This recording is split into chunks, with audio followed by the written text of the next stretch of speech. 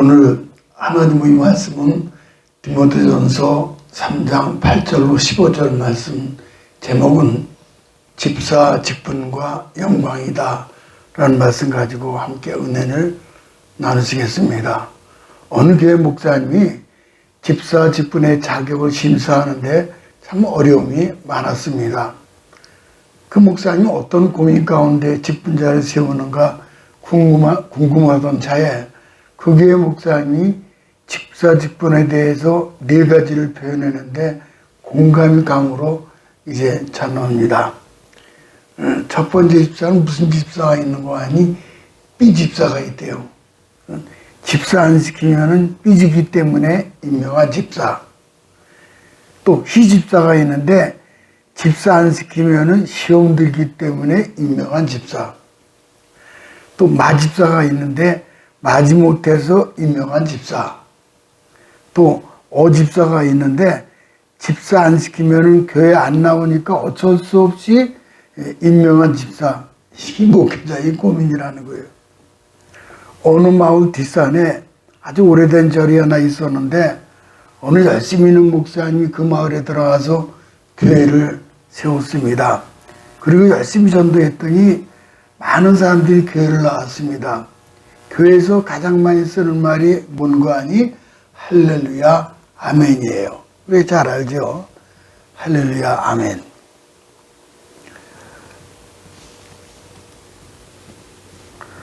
시간이 흐르자 사람들은 동네에서 만나는 사람마다 인사를 하는데 할렐루야 아멘 그러더라는 거예요.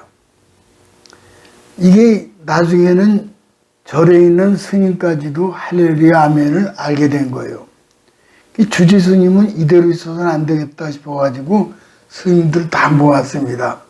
요즘 교회가 생겨서 동네방네가 너도 나도 할렐루야 아멘 하고 다니니 도대체 우리 절이 문을 닫아야 할 지경이 되어서 누가 이 문제를 해결할 수 있겠어 했더니 젊은 스님 둘이 나서더니만은 우리가 목사님을 찾아가서 사람들이 더 이상 할렐루야를 하지 않도록 단판을 겠습니다. 하도 큰 소리 치길래 그 스님이 물었습니다. 정말 당신들이 문제를 해결할 수 있겠어? 그랬더니 젊은 스님이 이렇게 얘기하더니 주지 스님 걱정 마십시오. 제가 십자가를 지겠습니다. 그때 그 옆에 있던 다른 스님이 큰 소리로 아멘 하더라는 거예요.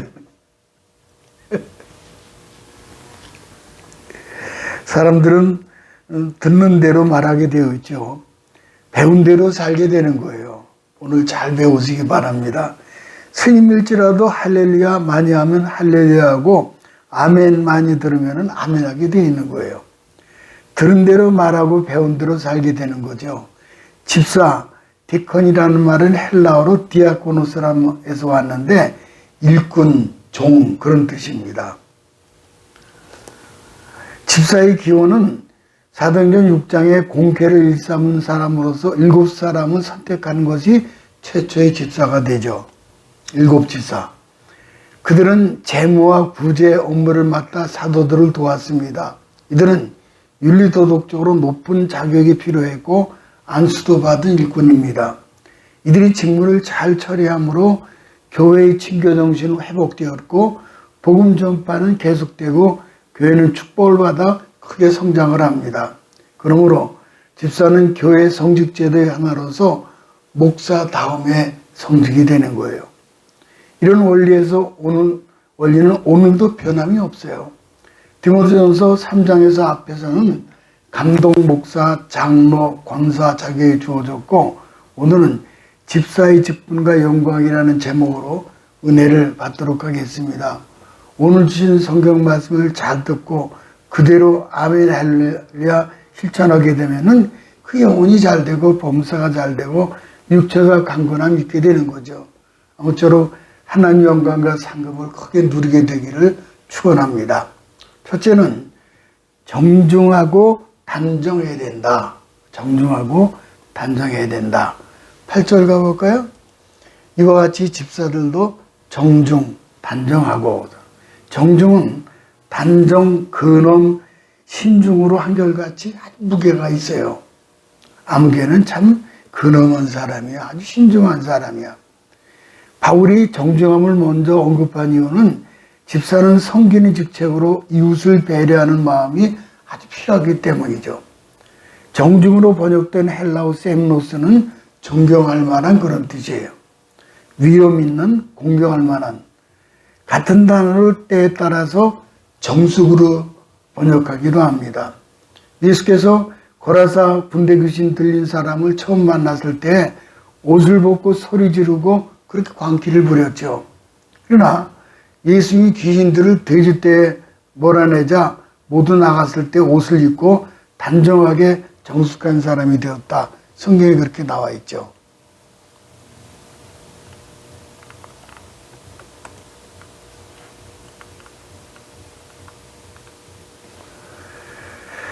집사는 세상적 관계와 때가 완전히 벗겨져서 하나님 앞에 태도나 자세가 변하여 범사에 성실하고 사려 깊은 사람으로 변합니다.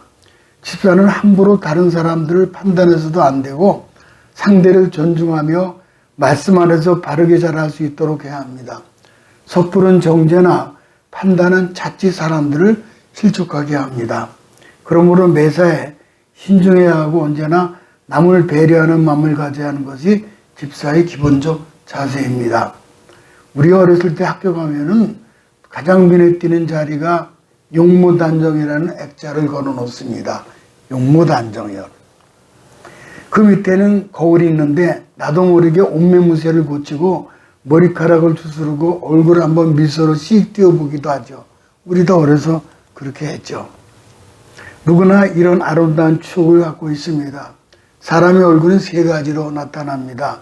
첫째는 육체적인 얼굴로서 용모라 그러잖아요. 외모가 좀 약하면 사람들은 화장을 하거나 액세서리를 포인트를 주고 요즘은 성형수도 마다하지 않죠.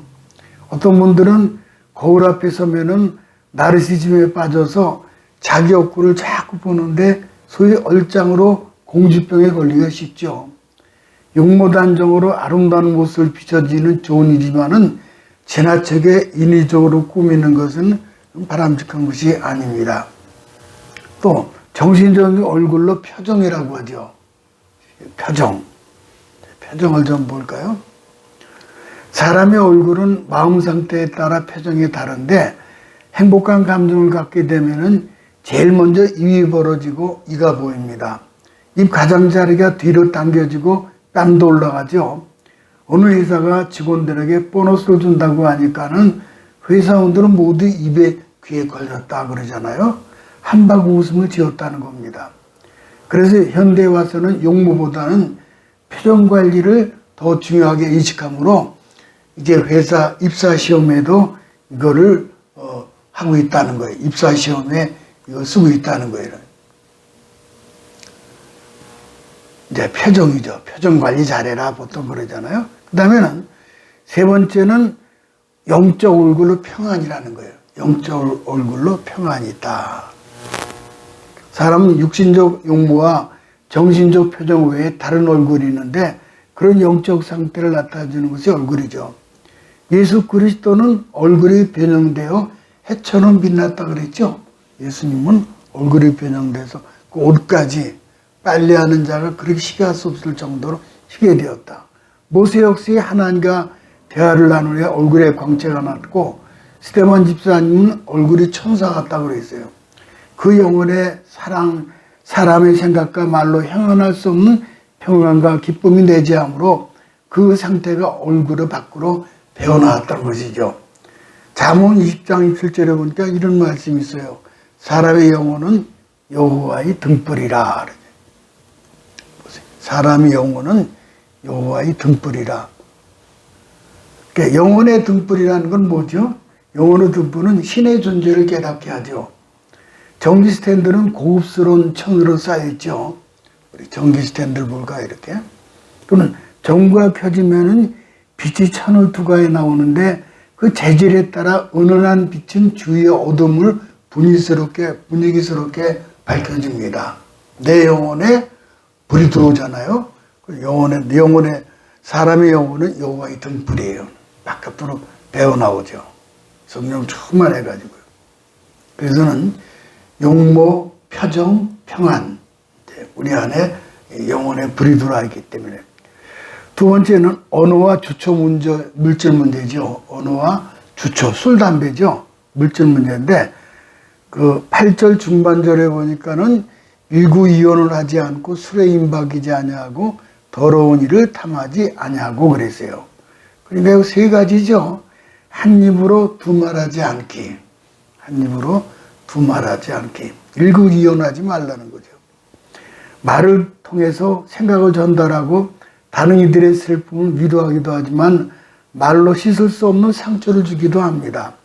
말이 진실을 전하는 수단이기도 하지만 사실을 왜곡하는 거짓의 도구도 되기도 합니다.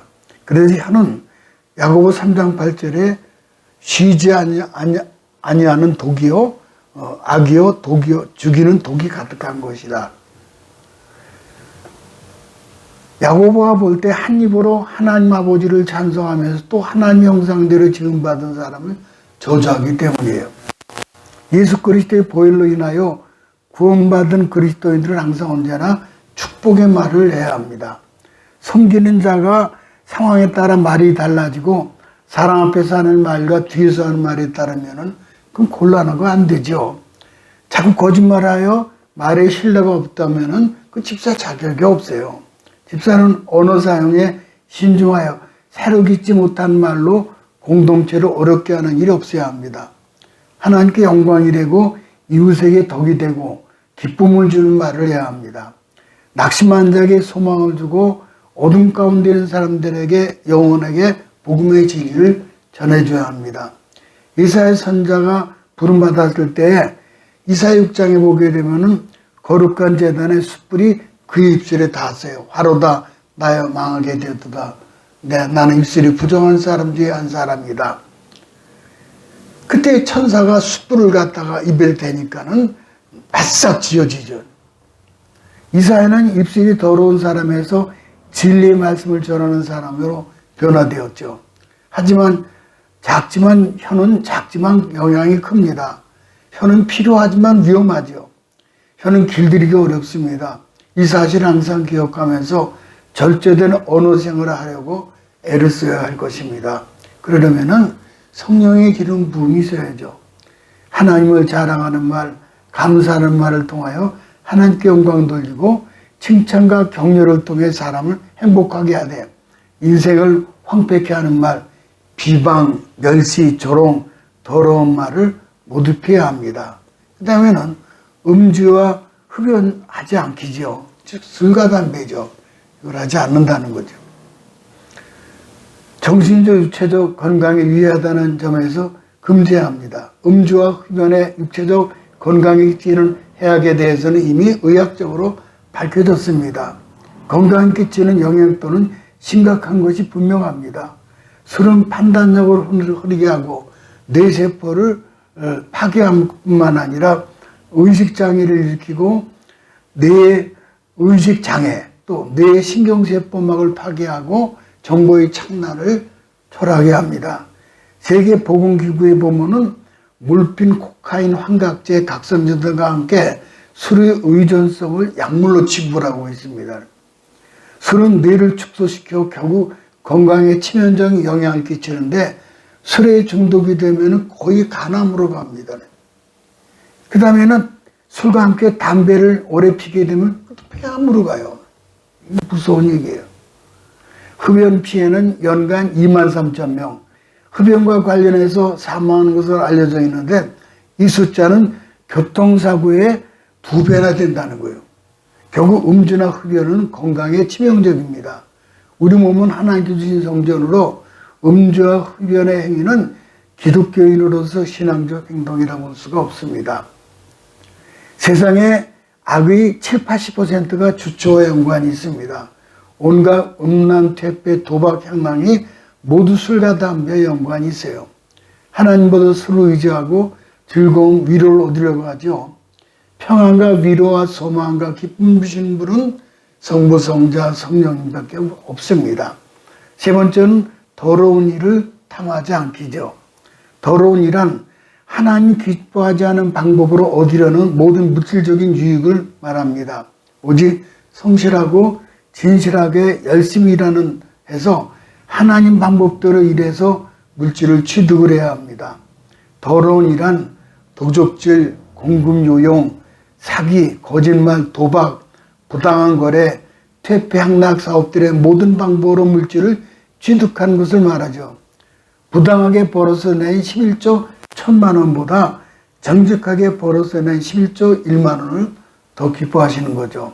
하나님께서 11조를 드리지 않으면 분명히 도적행위라고 경고하셨어요. 말라기 3장 8절 가볼까요? 사람이 어찌 하나님 것을 도적질하겠느냐? 그러나 나의 것을 도적질하고도 우리가 어떻게 주의 것을 도적질하였나이까? 곧 11조 보온물이라. 유명한 노르만 핀스더 박사님은 경제 문제로 가정이 파탄되고 이혼하게 됐다고 그 해결책을 가르쳐 달라는 편지가 1년에 수백 통씩 온다는 거예요. 근데 가이드 포스트지에 그 돈 때문에 걱정하십니까? 라는 글을 썼는데 여기에서 돈을 남용하지 말라, 기도하는 마음으로 물건을 사라, 서로 딴주머니를 차지 말라 등 10가지 써내려가다가 맨 마지막으로 가장 역점을 두어서 대문자로 쓴 것이 있습니다. 가이드 포스트지에 나왔어요. 이거예요. 말라기 3장 10절에 만군의 여호와가 이르노라 너희의 온전한 11조를 창고에 들여 나의 집에 양식이 있게 하고 그것으로 나를 시험하여 내가 하늘문을 열고 너에게 복을 쌓을 곳이 없도록 붙지 아니하나 보라. 그냥 11조가 아닙니다. 온전한 11조예요. 온전한 11조. 그러면 11조를 통해서 복을 주시나 안 주시나 시험해보라 그랬어요. 성경에는 이 11조만큼은 시험해보라는 거예요. 다른 거 시험하면 안 됩니다. 그래서 당신들의 11조를 해보았습니까? 그 놀만 박사님은 이 말씀대로 실천하면은 모든 문제, 질병, 고통, 문제 뭐 다 해결되고 축복이 온다는 거예요. 미국 로펠로가 그 산 증인이죠. 온전한 11조를 하나님께 드렸잖아요. 그랬더니 로펠러는요, 온전한 11조를 부자가 됐을 뿐만 아니라 그는 98세까지 장수한 것으로 아주 확증된 복 있는 사람이 되었죠. 마지막 집사는 교회의 기초요, 기둥입니다. 15절 가볼까요? 이 집은 살아계신 하나님의 교회요, 진리의 기둥과 터니라. 그래서요. 성도들은 교회로서 진리의 기둥과 터 위에 세워졌습니다. 예수님께서 닦아주신 터니 세워주신 기둥 결코 흔들림이 없기 때문에 누구도 무너뜨릴 수가 없습니다. 이 세상의 권세도 사탄의 권세도 하나님의 자녀의 특히 집사로서 영광스러운 신분을 결코 빼앗길 수가 없습니다. 빌라델피아 교회에 축복하시던 중에 요한계시록 3장 12절에 이렇게 말씀하시죠. 이기는 자는 이긴 자예요. 이긴 자는 내 하나님의 성전에 기둥이 되게 하리라 그랬어요. 구약시대에 솔로몬이 지은 예루살렘 성전에는 두 기둥이 있었습니다. 두 기둥이요. 이렇게 두 기둥이 있는데 근데 이 두 기둥은 각각 이름 야긴과 보아스라는 이름입니다. 이 기둥의 이름은 뜻이 있는데 야긴이라는 말은 하나님이 세웠다. 누가 자기 올라와서 기둥 되겠다 드리냐 하나님이 세워주셔야 돼요. 또 보아스라는 말은 그에게 능력이 있다. 하나님 능력이 있다는 거예요. 왜 이 기둥을 세우느냐 하면은 이스라엘이 옛날에 애굽을 탈출해서 가나안 땅을 향해 가면서 광야를 지날 때 그때 낮에는 구름 기둥, 밤에는 불기둥으로 인도를 하셨죠. 그때 일을 생각하면서 상징적으로 세웠던 겁니다. 오늘 본문에서 기둥이 되게 하신다는 말씀은 요긴한 사람이 되게 하신다는 말씀이에요. 좋은 기둥은 세 가지가 있죠. 첫째는 기둥은 고대합니다. 똑바로 해야 돼요. 구부러면 안 돼요. 구부러지고 비뚤어진 나무는 제목으로 쓰지 못하듯이 교회 일꾼이 되는 자격도 이와 같이 쭉 고도해야 된다는 거예요. 빌라델피아 교회가 비록 적은 기둥을 가지고 적은 능력을 가지고 있다 하더라도 주님 보실 때는 정직하다는 거예요. 주님의 마음에 성전 기둥이 되게 하시겠다는 거죠. 그러므로 우리가 하나님의 성전의 기둥이 되면 무엇보다도 정직하고 진실을 해야 된다 하는 거예요. 정직하고 진실해야 된다. 한 여학생이 버스에서 껌을 팔고 있었는데 저는 병든 어머니와 가난한 생활하고 있습니다. 학비를 위해 껌을 팔고 있습니다. 한 통에 300원입니다. 여기까지는 동정심을 유발하는 껌파리 소녀였습니다. 그 당시 신사가 1,000원짜리 지폐를 내밀자 700원을 거슬러 주었습니다. 넌 정직하구나. 나머지는 내가 가지라. 이때 소녀는 정중히 거절하며 선생님 저는 지금 구걸하는 것이 아니라 학비를 벌기 위해서 장사를 하고 있을 따름입니다. 그 순간 버스 안의 분위기는 숙연해졌고 여기저기서 껌을 사겠다라고 소녀를 불렀습니다. 껌은 순식간에 다 팔렸죠. 이 순간 승객들을 움직이는 힘이 뭡니까? 그건 진실과 정직이라는 거예요. 기둥은 견고해야 되죠. 견고해야 돼요. 기둥은. 산에 나무들이 많이 있지만은 목질이 튼튼한 나무는 대부분 상록수 나무들입니다. 낙엽에 지는 활엽수는 무르지만은 사철 푸르른 상록수는 비바람에 휘달리고 눈보라가 몰아쳐도 낙엽이 지질 않죠. 이 같은 나무가 튼튼한 법입니다.